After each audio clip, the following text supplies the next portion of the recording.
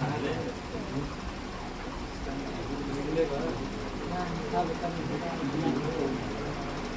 बच्चों कैसे हैं आप सब? ठीक है।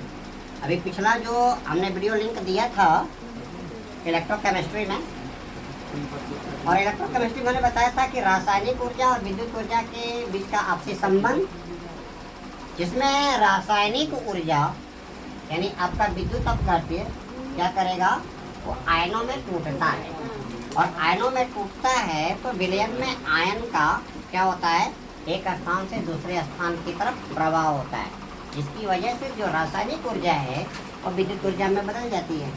अब यहाँ पे आपने किसी पदार्थ का जो जलीय विलयन लिया तो आयनों में टूटा, और यहाँ पे जो आपका विद्युत अपघट्य है वो या तो एक तो धनायन में टूटेगा और एक ऋणायन में टूटेगा। धनायन में वो पदार्थ टूटेगा जो टूटने के दौरान स्टेबिलिटी प्राप्त करने के लिए क्या करेगा, अपने सबसे बाहरी कक्षा से इलेक्ट्रॉन का क्या करेगा, त्याग करेगा, और उसी समय दूसरा वो पदार्थ होगा जो एक तत्व के द्वारा त्यागे गए इलेक्ट्रॉन को क्या कर लेगा, ग्रहण कर लेगा। और कौन ग्रहण कर लेगा, जो विद्युत ऋणी होगा, जिसके पास बाहरी कक्षा में इलेक्ट्रॉन ऐड करने के लिए क्या होगी, एक इलेक्ट्रॉन की या दो इलेक्ट्रॉन की क्या होगी, कमी। तो एक पदार्थ जितना इलेक्ट्रॉन त्याग करेगा उतना इलेक्ट्रॉन दूसरे पदार्थ के द्वारा क्या कर लिए जाएंगे, ग्रहण कर लिए जाएंगे। तो यहाँ पे जो पदार्थ क्या कर रहा है, इलेक्ट्रॉन त्याग कर रहा है, उसके आवेश में क्या आएगी, वृद्धि आएगी। और आवेश का मतलब क्या, उसके ऊपर जो प्लस चार्ज है वो बढ़ेगा।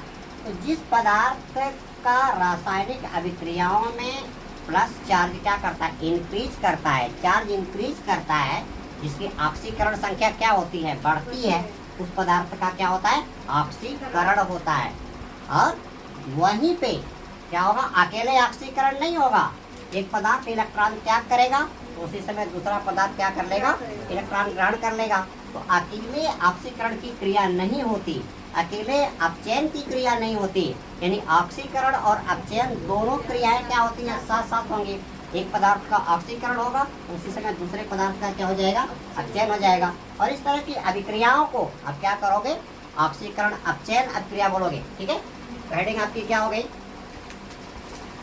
ऑक्सीकरण अपचयन अभिक्रिया, यानी ऑक्सीडेशन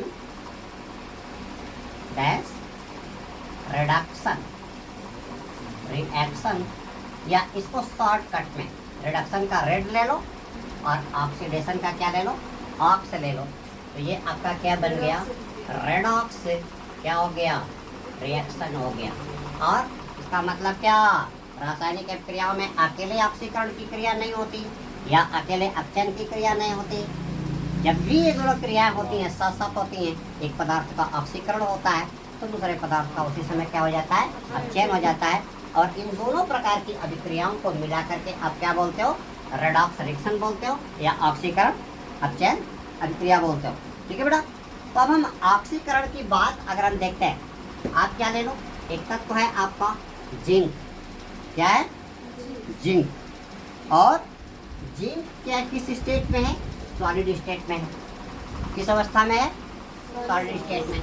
जब आप इस जिंक को आप क्या कर दो, इसका जलीय विलयन बनाओगे तो ये जल में जाने के बाद क्या करेगा, ये आयनों में उड़ जाएगा, क्या बना देगा, जिंक आयन। यहाँ पे कितना आया, प्लस चार्ज आया ना। परमाणु की ऑक्सीकरण संख्या कितनी होती है, 0। परमाणु की ऑक्सीकरण संख्या कितनी, 0। इसके अलावा अणु की ऑक्सीकरण संख्या कितनी, 0। किसी यौगिक की ऑक्सीकरण संख्या कितनी, 0। अगर आप परमाणु ले रहे हो तो परमाणु में जितने प्रोटॉन उतने क्या, इलेक्ट्रॉन।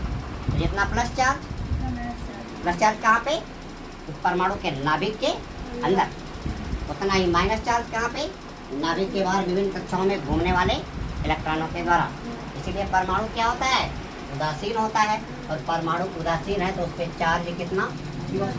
अणु जो बना आपका, अणु क्या करेगा, या तो पदार्थ आपने पढ़ा है, आणिक पदार्थ, आणिक ठोस, धात्विक ठोस, सहसंयोजक ठोस, ठीक है, ये आपने पढ़ा है। तो अणु यहाँ पे क्या, दो या दो से अधिक प्रकार के तत्वों के परमाणु इस तरह से इलेक्ट्रॉन का एडजस्टमेंट करते हैं, ले करके, दे करके या साझेदारी करके, कि उन सभी के बाहरी कक्षाओं में क्या 8 इलेक्ट्रॉन, और 8 इलेक्ट्रॉन प्राप्त करने का मतलब सभी तत्वों के परमाणुओं का पेट गया भर, और भर गया तो किसी की जरूरत नहीं है, ना तो त्यागने की जरूरत है, ना काहू से दोस्ती, ना काहू से बैर। ऐसी स्थिति में अणु के ऊपर आवेश कितना आ गया, 0, और अणु का ऑक्सीकरण संख्या कितना हो गया, 0। यौगिक की बात करो तो यौगिक में क्या है, अस्थाई है, और उसकी भी ऑक्सीकरण संख्या कितनी, 0, ठीक है बेटा। अब यहाँ पे जिंक आपका क्या है, जस्ता, ठोस अवस्था में, ठोस अवस्था में तो इलेक्ट्रॉन का त्याग करेगा ही नहीं, लेकिन जैसे ही आप जिंक को क्या कर दोगे, पानी में घोल दोगे, तो ये क्या करें, जैसे कि आप मान लीजिए, आप क्या ले लीजिए, आप ये ले लीजिए क्या, जिंक सल्फेट ले लीजिए, जिंक सल्फेट, और ये क्या है, सॉलिड स्टेट में है। इसको जब आपने क्या किया, जली विलयन यानी पानी में घोल दिया, तो ये आपका क्या बना दिया, जिंक +2 आयन, अगर ये क्या बना देगा, सल्फेट या SO4 पे -2। तो यहाँ पे जिंक ने क्या किया, 2 इलेक्ट्रॉन का क्या कर दिया, त्याग कर दिया, यानी जिंक से निकल करके। तो अब यहाँ पे देखो, जिंक जो सॉलिड स्टेट में है, ये आपका क्या, 2 इलेक्ट्रॉन +2 चार्ज आया, तो इसने क्या किया, 2 इलेक्ट्रॉन क्या कर दिया, त्याग कर दिया। और यहाँ पे क्या हो रहा है, यहाँ पे इलेक्ट्रॉन का क्या हो रहा है, त्याग, यानी क्या हो गया, लॉस ऑफ इलेक्ट्रॉन। लॉस मतलब खोना, क्या लाए थे कि तुमने खो दिया, क्या लेके आए थे कि तुमने खो दिया, जिसके लिए हाथ पाँव पीट रहे हो, सर पीट रहे हो। तो यहाँ पे इलेक्ट्रॉन का त्याग हो गया, और इलेक्ट्रॉन का त्याग हो जाने पे क्या हो गया, यहाँ पे जिंक का क्या हो गया बेटा, ऑक्सीकरण हो गया, इलेक्ट्रॉन का त्याग। दूसरी बात, ये परमाणु है ना, इसकी ऑक्सीकरण संख्या कितनी, 0, लेकिन यहाँ पे क्या है, फटाक से डंडा खींच के मार देंगे, बेबरोत मार देंगे। 0 से कितना हो गया, +2, और ऑक्सीकरण संख्या 0 से किस पे गई, +2, और +2 बड़ा है ना, +2 बड़ा है ना, तो ऑक्सीकरण संख्या क्या कर रही है, ऑक्सीकरण संख्या आपकी ऑक्सीडेशन नंबर क्या कर रही है, इंक्रीज कर रही है। इंक्रीज करे इसका मतलब क्या हो गया, जिंक का क्या हो गया, ऑक्सीडेशन हो गया, क्या हो गया, जिंक का क्या हो गया, ऑक्सीकरण हो गया। उसी के साथ यहाँ पे जो सल्फेट का अणु है, ठीक है, सल्फेट पे कितना, -2 चार्ज। अब देखो हम क्या करेंगे, सल्फर की ऑक्सीकरण संख्या निकालेंगे। तो हमको ये पता है कि ऑक्सीजन परमाणु की ऑक्सीकरण संख्या कितनी होती है, ऑक्सीजन परमाणु की ऑक्सीकरण संख्या। परेशान होने की कोई जरूरत ना है, एकदम जरूरत नहीं है, नहीं आता छोड़ दो, कोई बात नहीं, लेकिन छोड़ोगे क्या हो, आप किसकी शरण में हो, निरंकारी सर की शरण में हो, ठीक है। पता नहीं कि ऑक्सीजन की ऑक्सीकरण संख्या कितनी होगी, नहीं पता है ना, तो ऑक्सीजन का संकेत तो आपको पता है, O, और ऑक्सीजन का परमाणु क्रमांक पता है, और ऑक्सीजन का परमाणु भार पता है, 16। तो ऑक्सीजन में प्रोटॉन कितना हो गया, 8, क्योंकि ऑक्सीजन का परमाणु क्रमांक कितना हो जाएगा, ऑक्सीजन का परमाणु क्रमांक कितना, 8, और परमाणु क्रमांक क्या है, किसी तत्व के नाभिक में उपस्थित धन आवेशित कणों की संख्या, किसी तत्व के परमाणु के नाभिक में उपस्थित धन आवेशित कणों की संख्या, और धन आवेशित कण नाभिक में कौन है, प्रोटॉन। धन आवेशित कण परमाणु में क्या है, प्रोटॉन। तो आगे क्या कहा, परमाणु क्रमांक 8 है, तो प्रोटॉन कितना हो गया, 8 हो गया, और 8 प्रोटॉन हो गया, तो इलेक्ट्रॉन कितना हो गया भाई, 8 हो गया। 8 हो गया तो क्या कर दो, ऑक्सीजन का क्या निकाल दो, इलेक्ट्रॉनिक विन्यास निकाल दो। ऑक्सीजन का क्या निकाल दें, इलेक्ट्रॉनिक विन्यास, यानी हम निकाल देते हैं क्या, इलेक्ट्रॉनिक कॉन्फ़िगरेशन निकाल देते हैं। कितना हो जाएगा 1s2 2s2 और कितना 2p4। बारीक कक्षा में कितना 6, बारीक कक्षा में 6। क्या करेगा ये 8 करने का प्रयास करेगा। कितने की ज़रूरत है 2 की। तो ऑक्टेट पूरा करने के लिए, ऑक्टेट पूरा करने के लिए ऑक्सीजन को 2 इलेक्ट्रॉन की जरूरत है।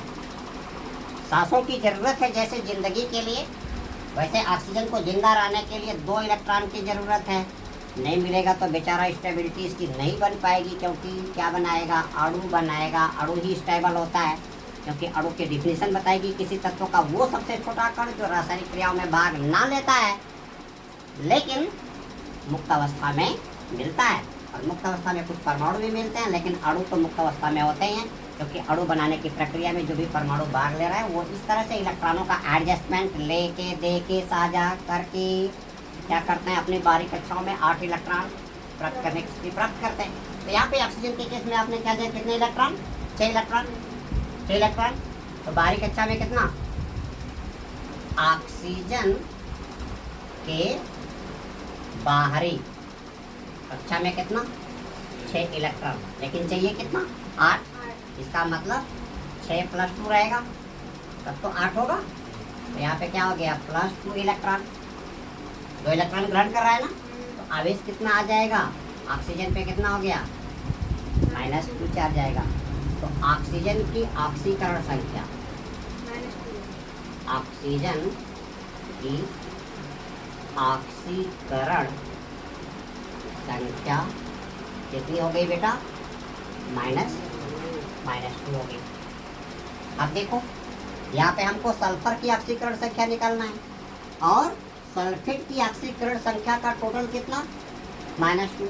ये हो गया SO4 इक्वल टू कितना -2, और एक ऑक्सीजन की ऑक्सीकरण संख्या कितनी है -2 है। तो कितना हो जाएगा, ऑक्सीजन की सल्फर की ऑक्सीकरण संख्या आपको ना पता है ना पता है तो कोई बात नहीं, घबराने की कोई बात नहीं। बंदे मत घबरा, सारी समस्या हल हो जाएगी, क्योंकि तू किसके साथ है, निरंकारी सर के साथ है। अपने आप को पूरी तरह क्या कर दे, रोटेट कर दो, हल हो जाएगी। नहीं पता है तो इसको क्या मान लो, x मान लो। एक ऑक्सीजन का कितना ऑक्सीकरण संख्या कितनी -2, क्या हो गया -2 × 4 इक्वल टू कितना -2। ये कितना हो गया x - 6 इक्वल टू कितना -2। तो कितना हो जाएगा x इक्वल -2 क्या हो गया +6 इक्वल कितना हो गया। सल्फर की ऑक्सीकरण संख्या कितनी आ गई 4 आ गई। ठीक है, इस तरह से आप यौगिक की क्या करेंगे, ऑक्सीडेशन नंबर निकाल लेंगे। तो बड़ा बात हमारी यहाँ पे ई आती है, ध्यान दीजिएगा। यहाँ पे जो जिंक तो ठोस अवस्था में था, इसको जब आपने जल में घोला जैसे जिंक सल्फेट, तो जिंक आयन और सल्फेट आयन में, और जिंक क्या करेगा, किस पे गया Zn+2 पे गया, जिंक आयन में, जिंक गया जिंक आयन में। तो जिंक आयन में क्यों गया, क्योंकि जिंक ने अपने बारीक कक्षा से 2 इलेक्ट्रॉनों का क्या कर दिया है, त्याग कर दिया। ठीक है, जिंक का परमाणु क्रमांक कितना होता है, जिंक का 30 होता है। चलो उसको निकाल लेना। तो 2 इलेक्ट्रॉन त्याग कर दिया, और त्याग कर दिया क्या हो गया, जिंक का क्या हो गया, क्या हो गया, जिंक का हो गया ऑक्सीकरण हो गया। अब यहाँ पे जिंक का ऑक्सीकरण हो गया, और उसी के साथ साथ क्या हो जाएगा, दूसरे तत्व का सल्फर जो है, सल्फर की ऑक्सीकरण संख्या कितनी, ऑक्सीकरण संख्या सल्फेट में कितनी +4। ठीक है, और सल्फर का आता कितना है, किस परिवार का तत्व है, किस परिवार का तत्व है, बी ब्लॉक का है, ऑक्सीजन परिवार का तत्व है। ठीक है, तो जब एक का हो गया ऑक्सीकरण तो दूसरे का क्या हो जाएगा, अक्षय हो जाएगा। दोस्तों इस टॉपिक को आपने क्या देखा कि ऑक्सीकरण में ऑक्सीकरण में क्या ऑक्सीडेशन नंबर क्या कर रही है, ऑक्सीकरण संख्या क्या कर रही है, इंक्रीज कर रही है। यहाँ पे ON आपका क्या है, ON क्या है, ऑक्सीडेशन क्या है, नंबर है आपका। ऑक्सीकरण में ऑक्सीडेशन नंबर क्या करेगी, इंक्रीज करेगी। और अपचयन की क्रिया में क्या हो गया, ऑक्सीडेशन नंबर क्या करेगी, डिक्रीज करेगी। और ऑक्सीडेशन नंबर चार्ज घटने का मतलब क्या, इलेक्ट्रॉन का क्या हो रहा है, ग्रहण। इलेक्ट्रॉन का ग्रहण यानी क्या करेगा, माइनस चार्ज बढ़ेगा। और माइनस में किसी संख्या का मान बढ़ना मतलब उसकी वैल्यू क्या कर रही है, घट रही है। अपचयन की क्रिया में ऑक्सीकरण संख्या क्या करेगी, घटेगी। और ऑक्सीकरण की क्रिया में ऑक्सीडेशन नंबर बढ़ेगी। अब आपको स्पष्ट क्लियर हो गया होगा कि किसी रासायनिक अभिक्रिया में यदि किसी पदार्थ के द्वारा इलेक्ट्रॉन का त्याग हो रहा है तो उस पदार्थ का क्या हो रहा है, ऑक्सीकरण हो रहा है। यदि रासायनिक अभिक्रिया में कोई पदार्थ इलेक्ट्रॉन ग्रहण कर रहा है तो उसका क्या हो रहा है, चयन हो रहा है। और इलेक्ट्रॉन के त्याग के कारण उस पर धन आवेश की वृद्धि होगी। तो धन आवेश वृद्धि होने का मतलब क्या, उसकी ऑक्सीकरण संख्या बढ़ेगी, ठीक है। और अपचयन में क्या होगा, इलेक्ट्रॉन का ग्रहण होगा और उस पर माइनस चार्ज इंक्रीज करेगा। और माइनस चार्ज इंक्रीज करने का मतलब उसकी ऑक्सीडेशन नंबर क्या करेगी, घटेगी, ठीक है। ये आपका। और अकेले ऑक्सीकरण की क्रिया नहीं होती, अकेले अपचयन की क्रिया नहीं होती। जब भी ये क्रियाएं होती हैं क्या होती हैं, साथ साथ होती हैं। और इस क्रिया को आप क्या बोलते हो, ऑक्सीकरण अपचयन क्रिया। अगर इसको शॉर्टकट में बोले तो क्या, रिडक्शन और ऑक्सीडेशन। रिडक्शन का रेड ले लीजिए, ऑक्सीडेशन का ऑक्स मिला दीजिए, रेड ऑक्स यानी का ललका बर्धा, ललका बर्धा। रेड माने लाल, ऑक्स माने बैल, ललका बर्धा। और ललका बर्धा क्या है, ऑक्सीकरण अपचयन क्रिया है। लेकिन दोस्तों मजाक हमें नहीं करना है, हमें चैप्टर पढ़ना है। ये याद करने का एक ट्रिक है। ये रेड ऑक्स, रेड मतलब लाल और ऑक्स मतलब बैल। ललका बर्धा क्या है, ऑक्सीकरण अपचयन क्रिया। इसको क्या बोलोगे, प्रोडक्शन ऑक्सीडेशन रिएक्शन। तो दोस्तों इस टॉपिक से रिलेटेड अगला हमारा वीडियो लिंक जो रिलेटेड रिलीज होगा वो होगा वैद्युत अपघटनी विलयनों का चालकत्व यानी कंडक्टेंस ऑफ इलेक्ट्रोलाइटिक सॉल्यूशन। तो आप मेरे नेक्स्ट वीडियोस को देखने के लिए बेसब्री से इंतजार कीजिए। Very shortly I will release my next video.